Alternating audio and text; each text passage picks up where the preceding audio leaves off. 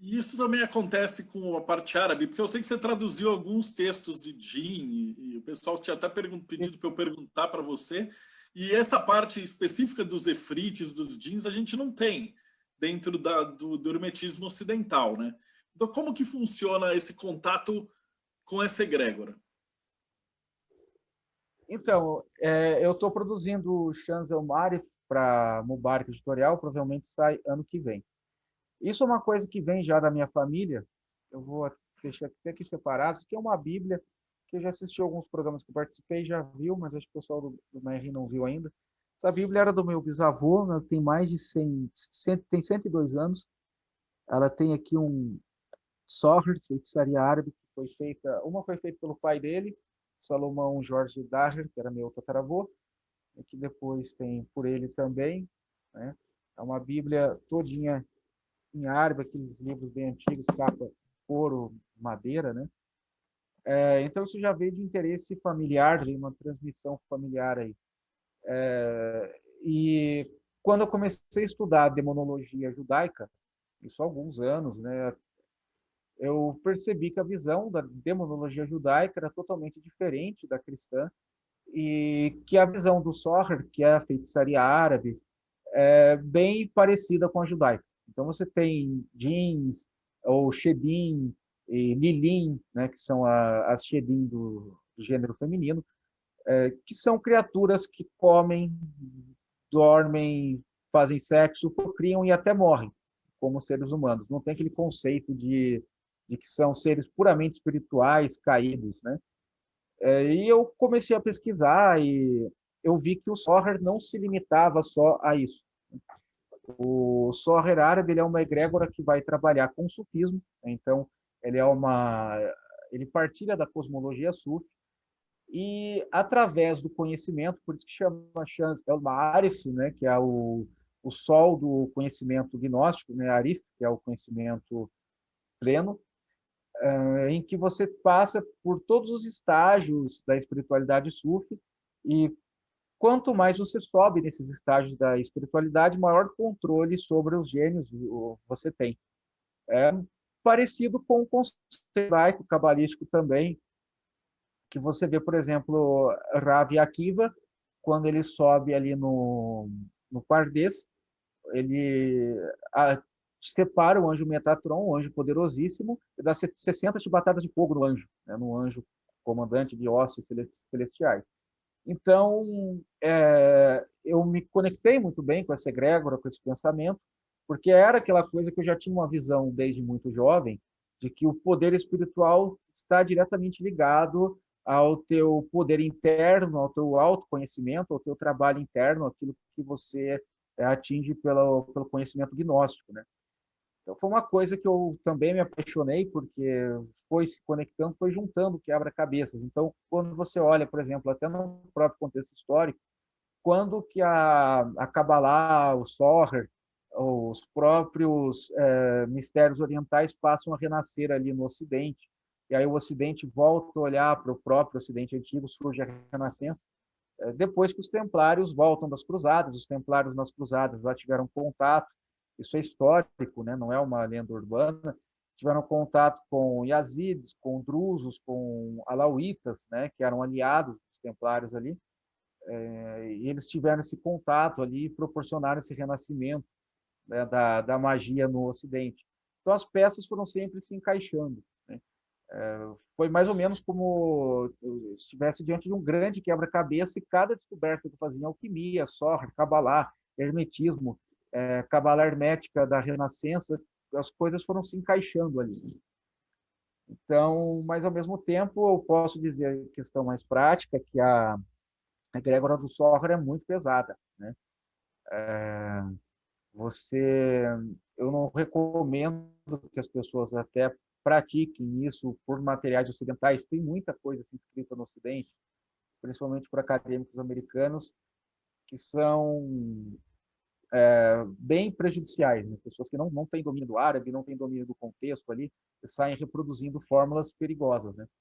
Mas é uma egrégora muito forte. Você está lidando com seres que habitam em dimensões paralelas a nós, E tem um agravante que eles passam para cá com muita facilidade, a gente não passa para lá, né? Então você está lidando com alguma coisa que é maior do que você, então tem que ter muito cuidado. Mas é fascinante.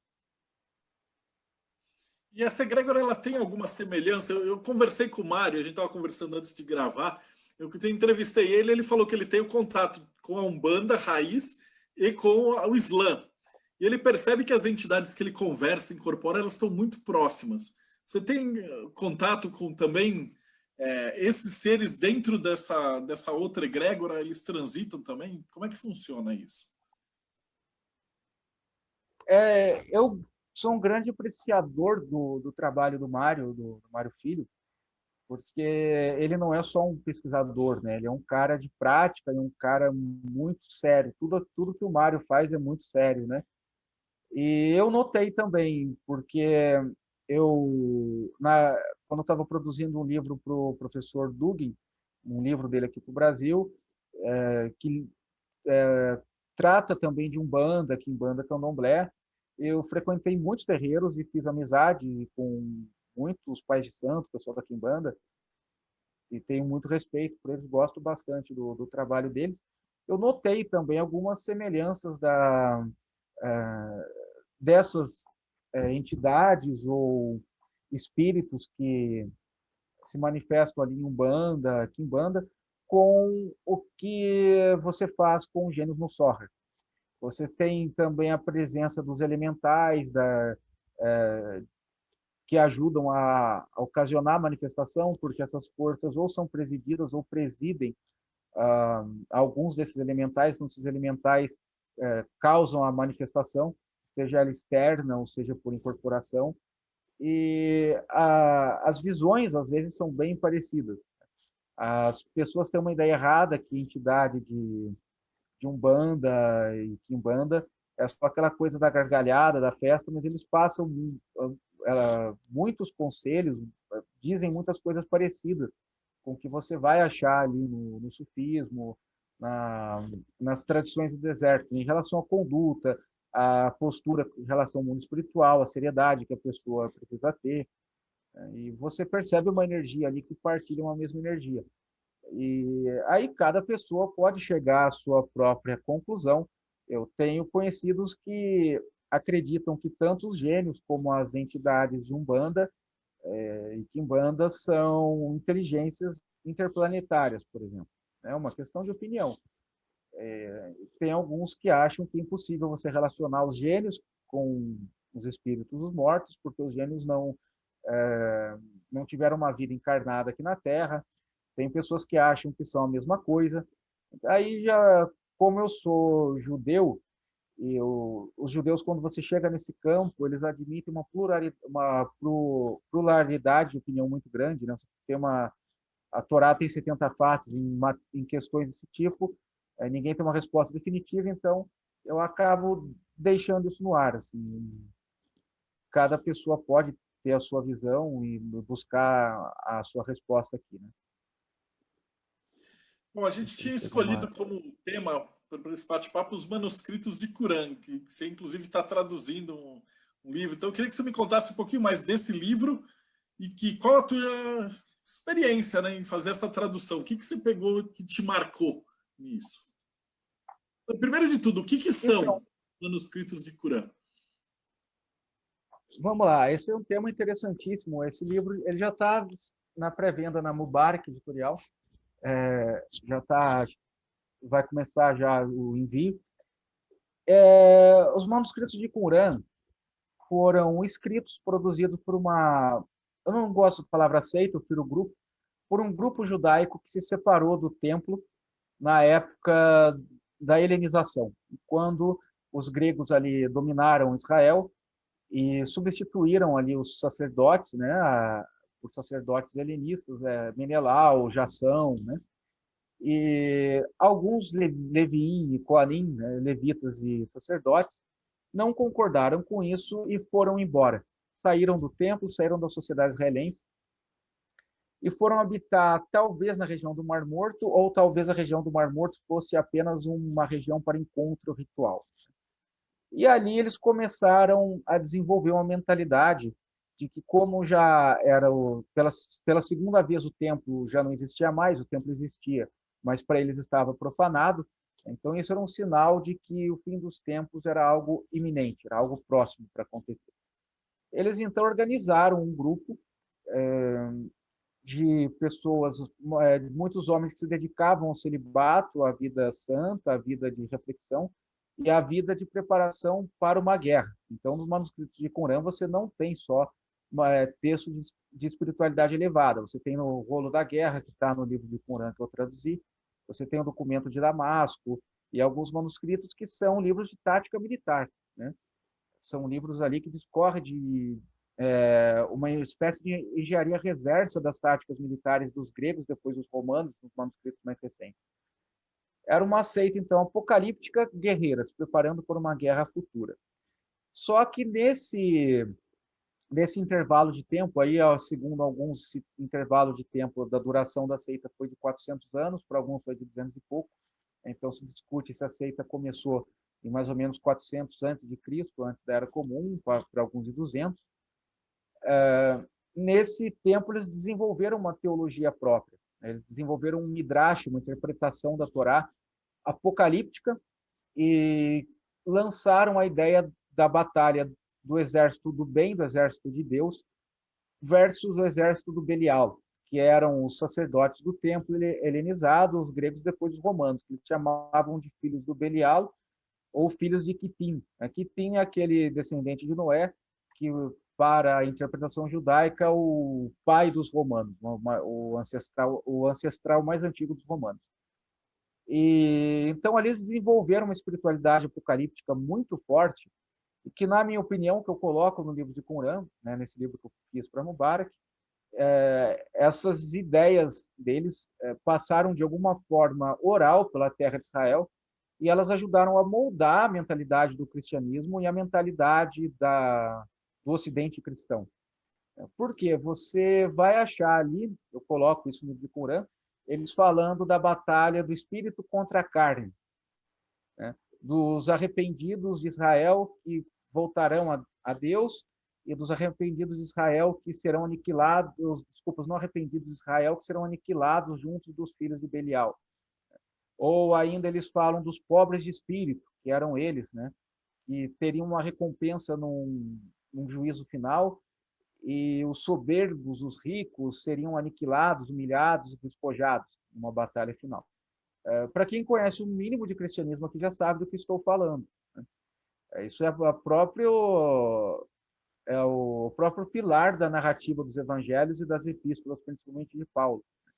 Então, o que eu vou advogar nesse livro aí é um livro de 278 páginas. Então, tem imagens, tem os manuscritos, tem a tradução, tem um ensaio que explica cada texto para a pessoa não se perder. Dessa minha teoria de que as ideias adoquitas não morreram com eles, né? Elas continuaram ali, formaram o cristianismo e o mundo ocidental. E nesse meio você tem textos interessantíssimos. Você tem textos, por exemplo, no apócrifo de Bereshit, de Gênesis, que o pessoal da teoria de alienígenas do passado gosta, né, muito, porque é um texto que dá a impressão que Noé era um baita de um ETzão, que se comunicava com naves alienígenas, né? Claro que isso não é uma interpretação obrigatória, não estou nem falando que é a minha, mas muita gente interpreta assim, porque o texto dá a entender uma coisa desse tipo. Noé tinha uma marca de nascença vermelha aqui na testa, e luzes subiam, luzes desciam do céu, ele subia em direção à luz, a luz comunicava com ele. Quando ele nasceu, iluminou um quarto inteiro com luz, né?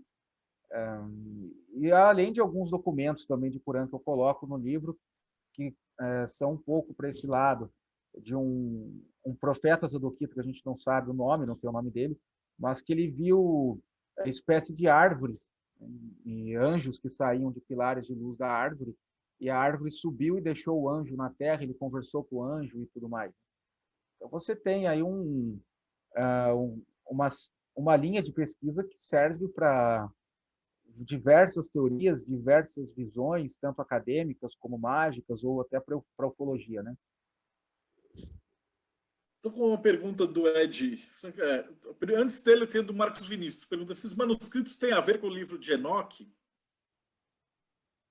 Sim, boa pergunta, Marcos. Foram achados manuscritos do livro de Enoque, né, no Mar Morto, e curioso que esses livros estavam junto de cópias de pergaminhos de livros do Tanar.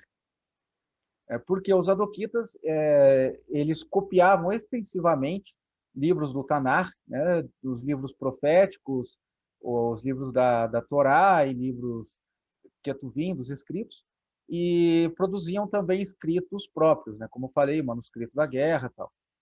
Só que eles separavam em jarros. E, curiosamente, um dos jarros do livro de Enoque foi achado junto das escrituras. Então, pode ser que eles consideravam, inclusive, o livro de Enoque uma parte do Tanar, né, daquilo que no Ocidente chama de Antigo Testamento, né, o Velho Testamento. O que não é improvável, porque a Igreja Ortodoxa Etíope, por exemplo, ela inclui o livro de Enoque no cânone do Velho Testamento. O Velho Testamento em linguagem cristã, né, o Tanar. Uma pergunta do Bruno aqui, ele falou: manuscritos do Mar Morto, eles contam uma outra versão da vida de Jesus Cristo. Não, eu acho que você está confundindo com a biblioteca de Nag Hammadi, se não me engano, que é de escritos cristãos gnósticos. É, os manuscritos do Mar Morto, eles são só escritos judaicos. Alguns acadêmicos, para vocês terem uma ideia disso, alguns acadêmicos protestantes, quando o governo de Israel começou a organizar esses manuscritos e publicar, passavam ali no mundo cristão que os manuscritos confirmavam os evangelhos, porque você tinha citações ali de ideias do evangelho, né, bem parecidas com os manuscritos do Mar Morto, mas pelo que eu entendo, pelo que eu aponto no livro, não tem uma cadeia assim direta, tá? Na minha opinião, as ideias dos adoquitas passaram de forma bem oral, né, porque o povo judeu tinha uma transmissão muito oral ali de ensinamento, de pensamento, e os cristãos absorveram isso, né, mas não tem assim nenhum escrito cristão, né, no Mar Morto. Então, uma Pelo outra menos não pergunta, foi achado, né? uma pergunta do Ed França. Opa. Ele falou assim: seria os tais essênios, essa comunidade afastada, também conhecido como os escritores dos textos? Muitos citam Jesus como iniciado nesse grupo. Isso existe mesmo ou é uma versão errônea dos ocidentais? Isso, boa pergunta, por quê? No título do livro da Mubarak eu até coloquei os essênios, né? Porque se eu colocasse Zadoquita, ninguém ia entender, né? Essênio foi um termo que o Flávio Josefo deu para esse grupo, né? O grupo dos Adoquitas, por quê? Os inimigos dos Adoquitas, né? Quem eram os inimigos dos Adoquitas? Eram os saduceus, que eram os helenizados, os fariseus, rabanutos, rabinos, também não gostavam muito deles, e os romanos muito menos, né? Porque eles chamavam os romanos de filho do Belial, falavam que as forças divinas iam acabar com os romanos, e não se usava o termo Zadoquita, porque o termo Zadoquita aparece no livro de Ezequiel, falando da linha dos filhos de Zadok, dos sacerdotes, Zadok ou Zadoqueu, que iria restaurar ali a glória de Israel e reconectar o povo a Hashem, a Deus. Então, deram esse termo essênios, né, para não ficar falando Zadoquita e fazer uma propaganda favorável para eles, para o povão, né? Então, deram esse termo e passaram a descrevê-los como totalmente excêntricos, fanáticos, para acabar com a influência deles, né? Mas para o Ocidente são essênios, esse termo foi o que mais pegou. Então, acho que tem que trabalhar um pouco esse conceito de Zadoquita, esclarecer, para daí depois a gente passar a usar mais Zadoquita do que essênio. Agora, quanto a Jesus ter sido um essênio, ou um Zadoquita, eu acho difícil, por quê? embora você tenha ali no Jesus, pelo menos o Jesus dos evangelhos romanos, né, várias mensagens adoquitas ali, os adoquitas não tinham uma crença de que o Mashiach, o Messias, seria um filho de Deus, e muito menos em um só Mashiach, né? Eles acreditavam que viria um Mashiach sacerdote, um Mashiach rei, né? Um Mashiach de governo, um Mashiach hermeneuta, intelectual, e um Mashiach levita. Eles acreditavam em 4 tipos de Mashiach. Então, Jesus veio e se apresenta, pelo menos no Evangelho Romano, como um Mashiach só. Então, você sai totalmente da linha messiânica que você tem nos escritos adoquitas, né?